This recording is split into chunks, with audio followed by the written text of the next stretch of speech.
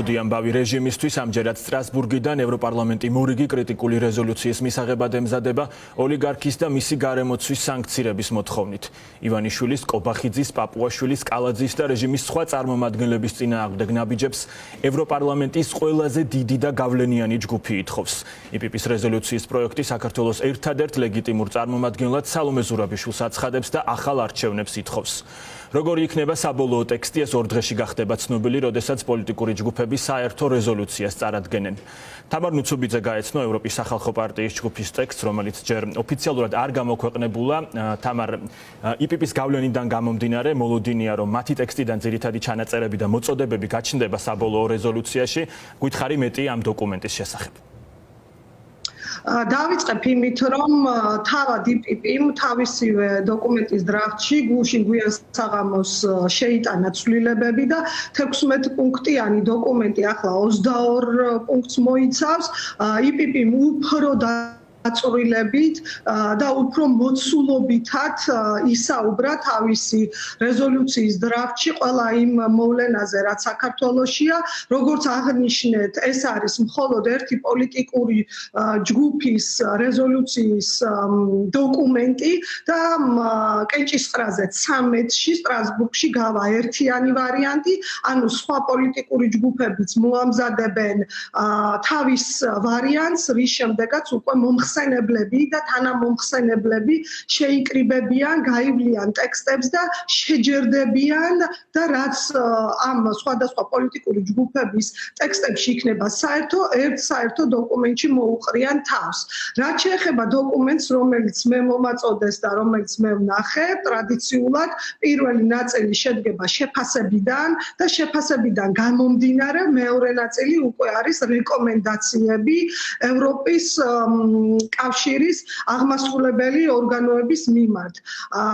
კვლავაც ხვდებით იპიპის დრაფტში საუბარს იმაზე, რომ არჩევნები, საპარლამენტო არჩევნები არ იყო ჩატარებული კარგად და მას პირდაპირ არის მითითება, რომ ის იყო მოპარული არჩევნები.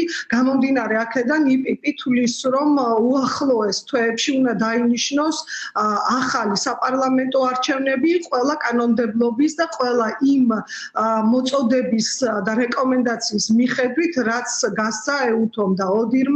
მითითებულია ის, რომ იპიპის თulis, რომ სალომე ზურაბიშვილი ერთადერთი კანონიერი წარმომადგენელია საქართველოსი, რაც შეეხება პერსონალურ სანქციებს, ეს საკითხი ყველაზე უფრო მეტად აინტერესებს ტრადიციულად ყველას. ამ მხრივ რამდენიმე პუნქტში არის ჩაშლილი სწორედ სანქციების საკითხი. ერთ პუნქტში კონკრეტულად არის საუბარი ბიძინა ივანიშვილის პასუხისმგებლობაზე და მასზე დაკისრების მოთხოვნა თარგეტირებული სანქციის, როგორც პიროვნების, რომელიც უკან დგას საქართველოს ქართული ოცნების მიერ წარმოებული პოლიტიკის და რომელმაც ქვეყანა გადაიყვანა დასავლური რელსებიდან. სხვა პუნქტში არის პასუხისმგებელი პირებზე სანქციების მოთხოვნა, როგორც ადამიანის უფლებების დამრღვევებზე და აქ რამდენიმე გვარი არის იპიპის დრაფტში მითითებული. ესენი არიან ირაკლი კობახიძე, კახი კალაძე, შალვა პაპუაშვილი და ასევე სხვათა შორის ირაკლი ღარიბაშვილის გვარიც არის.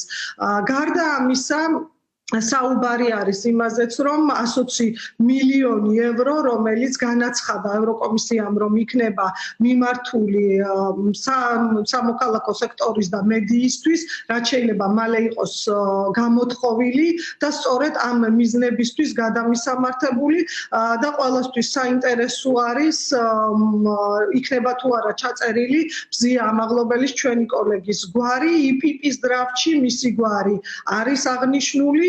და აი ამ პუნქტში, რომელიც წინაზე იყო მე-6 და ახლა უფრო ვრცელ ვარიანტში მე-7 საუბარი არის იმ დარღვევებზე ადამიანის უფლებების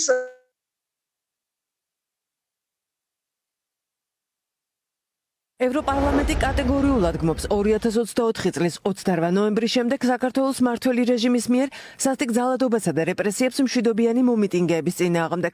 მოითხოვს ჟურნალისტ მზია ამაღლობელის გათავისუფლებას, რომელიც უკვე 4 კვირაზე მეტია უსამართლო პატიმრობის გამო შიმშილობს და სიცოცხლისთვის კრიტიკული და შეუქცევადი შედეგების წინაშე დგას. გმობს ყოფილ პრემიერ-მინისტრ გიორგი გახარიაზე თავდასხმას და მისცემას, შემდეგ პოლიტიკური ლიდერების ელენე ხოშტარიას, ნიკა მელიასა და გიგი უგულავას პატიმრებას, როგორც ქართული ოცნების და მისი მოკავშირეების მიერ მშვიდობიანი დემონსტრანტების მიმართ სახელმწიფოს მიერ ორგანიზებული ძალადობის შოკის მომგვრელ ესკალაციას. მოითხოვს თვითგამოცხადებული პარლამენტის მიერ ახლახან მიღებული რეპრესიული კანონმდებლობის გაუქმებას, რომელიც ზღუდავს შეკრების თავისუფლებას და ახშობს მშვიდობიან განსხვავებულ აზრს. ევროდეპუტატები მუშაობას აგრძელებენ სტრასბურგში რეზოლუციის დრაფტებზე, ასევე მაქვს ინფორმაცია, რომ განახლებულ ევროპას უკვე მომზადებული აქვს დოკუმენტი და ჩემი ინფორმაციით ცალკე პუნქტი არის მათ დრაფტშიც მედია გარემოზე, მათ დრაფტშიც როგორც ვიცი, იყო სურვილი, რომ მზია ამაღლობელი პირდაპირ სახელით და გვარით ჩაწერილიყო და ბოლოს დავასრულებ თქვენი კითხვით, რამდენად აისახება ერთიან ვარიანტში IPP-ის როგორც ყველაზე დიდი პოლიტიკური პარტიის სურვილები თუ გაცხადებულია ის მინიშნებები, რაც მათ დრაფტშია, უნდა ვივარაუდოთ, რომ ზოგადად საერთო იქნება ყველასთვის მთავარი პუნქტები და მთავარი მოთხოვნები, რაც შეეხება ადამიანის უფლებების დარღვევებს, რაც შეეხება ახალ არჩევნებს, რაც შეეხება იმას, რომ ევროპარლამენტი არც ცნობს ლეგიტიმურად არცეთ ზურაბიშვილი და ძალიან დიდი იმედია, რომ პირდაპირ გვარით და სახელით იქნება მოხსენიებული მზია